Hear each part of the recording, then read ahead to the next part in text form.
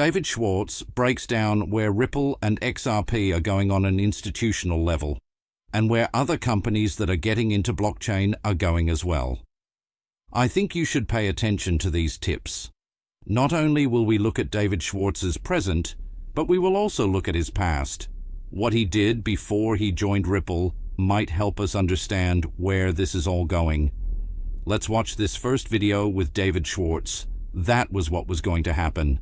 As businesses grow, like Amazon and Uber, they need more financial services than the existing system can offer.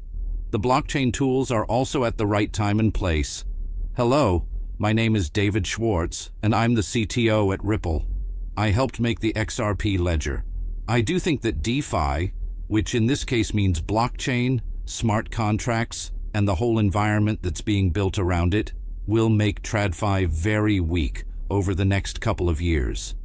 The big problem is that the blockchain space will have to make the banking system do what people want it to do. It can't just be collecting things or trying to get a big payoff with a lot of risk. But I do think that the DeFi space will produce the goods and services that people desire from a financial system, especially with the help of the tools that institutional adoption will bring with it. These include tokenized real estate assets, tokenized loan and real estate portfolios. I don't see a problem with institutional acceptance and decentralization going hand in hand. Tier 1 blockchains are interesting to ecosystems because they are independent and not controlled by a single group. So I think institutions will see that the fact that blockchains are neutral is a good thing for them instead of a bad thing. That's what I think will make them want to use them, and I think that will lead to a lot of growth and expansion. Companies, institutions, and banks didn't want to use public blockchains years ago because all of these activities are open to everyone. As the time for adoption gets closer and rules are put in place, banks are beginning to see the liquidity on some of these public chains as the liquidity they'll need for the future system. It was something he talked about, putting on chain things like mortgages, home loans, and so on. Really, that's what we want to do here. It's really about putting that $400 trillion worth of real estate on chain when we talk about it. One way we do that is by getting debts or having the home's value shown in, say, XRP. That's where the worth will come from. It won't help to just bring on the home titles. There will be an exchange where you send the title to the new owner or whatever, but it won't be worth anything. The ledger only keeps track of deals, so it's not really useful. You need the worth. You need money to borrow. You need to borrow. That's going to be a strong piece. Whether blockchain is used or not, tech is coming to banking. That was what was going to happen. As businesses grow, like Amazon and Uber, they need more financial services than the existing system can offer. The blockchain tools are also at the right time and place, okay? You talk about how you should check out Uber, Amazon, and Walmart. All of these businesses handle tens of millions or hundreds of millions of deals every year. They also need a way to find out where all that money is going that is faster, cheaper, and clearer. And let's say they're paying. You go in and use your card. You are charged 3% of the time. Stores like Walmart and Target go out and arrange a deal with Visa, MasterCard, or Amex to pay maybe 1% or 1.5% less. They then make money on that difference. Imagine that there is a world of payments where you can send money for as little as a penny. That's where all of this is going. This is David Schwartz from a long time ago talking about their partners right now. A lot of people have ideas about what Ripple's real role is in the world and what all the NDAs and other things going on behind the scenes mean. I'll play a 17-second clip. That's where Ripple comes in. This is a payment use case that Ripple has been working on. Our team has more than 210 people. It's now over 250. San Francisco is where our main office is. Okay, let's quickly zoom in on this. JP Morgan, Morgan Stanley, Pfizer, Deote, Apple, PayPal, and Yahoo are all good names. Take a look. NASA, you got Swift. I believe this is the presidency's office, correct? There's never been a company with so many links. The people from Ripple were just in Downing Street in the UK. The US Treasury's Scott Bassett is being talked to. Chancellor of the UK, Rachel Reeves. They were with Ripple and some of the biggest names in business. It's written on the wall. Everything is clear to you. It's all set up on this channel. You can say things like, "Sensei, I don't believe it." What you believe or don't believe doesn't matter to me. This is the truth about what's going to happen. You know about XRP, XLM, and Chainlink, right? That's it. This is the new way of doing business. Get as much as you can. Talk to someone who works with money. It's clear that Ripple has already worked with the biggest Tier 1 banks. Now that SOB 121 has been revoked, those banks can also hold crypto assets. This is something we've talked about for a long time.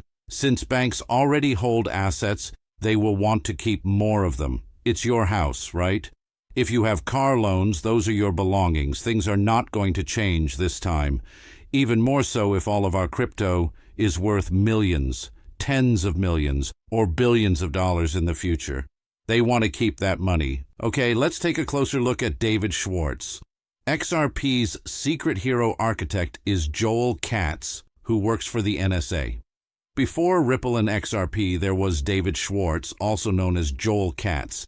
He was a cryptographer who had done work for the NSA and has a patent from 1998 that looks like an early version of a DLT. Let's open the file. I like this then. In fact, this is pretty cool. It also says that the invention wasn't read in 1998 or 1988. The multi-level distributed computer system that David Schwartz filed for, US 5025369, was approved in 1991. It talks about how to divide a job among several PCs in a way that makes the network fault tolerant. Why does this matter? That's not just it's not blockchain. That's also early work on distributed network agreement that was done decades before Bitcoin. The mainstream press has never written about this invention or this time. It's called Fort Me. Schwartz wrote, "I spent some time at Fort Meade and other NSA facilities in early 2001 because the company I worked for got a job there from this blog, not a rumor." Take a picture of an NSA story. Here is the quote and the building. Public bios say the same thing. Several bios say that he created secret systems for different groups, such as the NSA client contract to work before Ripple in the 1996 NSA cash paper. At the same time, another file called How to Make a Mint talks about cryptography and anonymous electronic cash as an NSA study that explains anonymous e-money basics like digital signatures and blind signatures. And here are the lines of the paper that show the time period from 1988 to 1981. Schwartz gets a patent for a spread system, 1996-1997, NSA's East Cache Prey Primer. 2001, Schwartz worked as a co-architect on buildings at the NSA in 2011, the XRP system. So you have to wonder why someone with this kind of background would work for a company like Ripple. As the saying goes, what's new? Most people just repeat that he may have worked at the NSA. Here is the new link tissue, his own first-person NSA, a record of events and facilities. The first PDF patent with a filing date of 1998 was often mistakenly thought to be from 1991. It's not just news that the NSA's eCash paper lists. You decide if the Patriarch, the Patriot, and the Architect theory idea is true.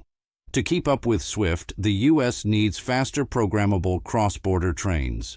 A cryptographer from the U.S. who used to work for the NSA helps plan a bridge asset scheme. In the future, that will turn into XRP running in real passageways. I believe I have this open right now, going up and down real hallways. Look at the thread. This is just a hint, but the clues are there. Really, really interesting. I also have this great clip from Nani Shakar. She does work at the DTCC. She was at the year 2025 Stellar Meridian. I also wanted this to play. Provider that lets you look around the world. It's a bit more likely to be broken up. Along with that, DTCC has been a tech star. We switched the industry to a T+1 settlement schedule last year and had no problems at all. As I look at this new kind of digital technology, I'm really excited about how blockchain, tokenization, AI, and the third part come together. As things have changed, we've also seen the business side of the house try to really take the lead and move things forward. It's only been a few months, but big investments have been getting more attention. But when you talk about institutional finance, you're talking about investments that are very big. To make sure that those investments are safe, durable, and able to work with other systems, you need a stronger infrastructure. This is where DTCC comes in. That's why it was part of my job and the team's job to work with the whole business. The unique thing about DTCC is that our members own and run it. People in the business world trust us a lot. That way, we don't go up against our clients. And our relationship with that authority is also very good. We are in a unique situation to bring everyone together, to try to find ways to work together that everyone can agree on. Our goal is to improve collaboration, which will lead to adoption. And that's the unique kind of bridge we play. Finally, keep in mind that we got to where we are now after, 50 years? It will take a little longer to get to a fully digital setting. The old and the new will work together for a while. Another job of DTCC, if you will, is to try to find some kind of middle ground between digital and old-fashioned technologies so that we can treat them the same way as much as possible. It's a big job then. We're thrilled about it. Every day we're making great progress, okay? Every day you're making great growth. To give you an idea, Nain Shakar is a top leader in the fields of global finance and digital assets. She is currently the Managing Director of Global Head of Digital Assets at the DTCC, where she is in charge of projects that involve tokenizing blockchain and changing the post-trade infrastructure. She doesn't work for Ripple directly, but her work with the DTCC, which is trying to make settlements between traditional financial and digital asset ecosystems work together, is related to XRP and Ripple. Nain Shakar was the CEO of Securi, a digital asset technology company that the DTCC bought in 2023, and he also used to run State Street Digital. She is known for pushing for blockchain integration and tokenization and being in charge of innovation and regulated financial settings. This makes her a popular speaker at big industry events like Stellar Meridian 2025. Shakar is leading DTCC in making it easier for private and public blockchains to work together for global payments.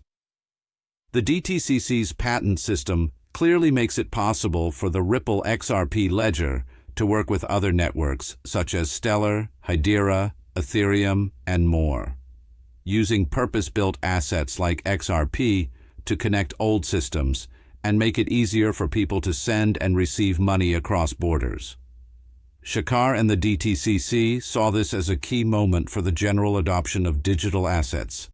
This could make XRP and Ripple important neutral bridge assets for settlement, especially when pre-order chains need to talk to public networks. Last but not least, this is an older video by David SCHWARTZ that I think fits with what we're talking about. Company, we want to improve how payments work. While we look at things like business purchases and money transfers, they don't seem to work for many people. The way I compare it to something else is like sending an email and making an overseas payment. They are very different to each other. But there's no technology reason why email can't be used to send money to other countries. A lot of things need to be made, developed, and sent out into the world. That's kind of the main issue Ripple has been working on. Today, Ripple has two internal parts that work together to help them reach their strategy goal. One of them is RippleNet, a tool for business payments. It's designed for business payments, and because it's a modern payment system, it lets them settle with cryptocurrency. It's also good in other ways. Still, the money is just sent out into the network, and you hope it gets to where it needs to go, just like in standard payment systems like SWIFT, which is how institutional payments are usually made. You fix that if it doesn't. That's not how email works. Closed-loop conversation is built into email. You can report errors, which is something that payments don't do. The other part of Ripple is called RippleX, and it's what's making new technologies for the XRP system. The side that's building open source software and taking part in a larger community to build for the XRP ledger is the one that brings banks, Web3, and NFTs together. Okay guys, pay attention. The XRP system is ready for institutions to use it by a lot of people. I believe that this is a great time to own XRP. At the prices they are now, I'm still a buyer. You just need to get more cash, right? I'll see you soon. Thanks for seeing it. Thanks for being a part of the show. It's an honor to be here with you right now. Thank you. What?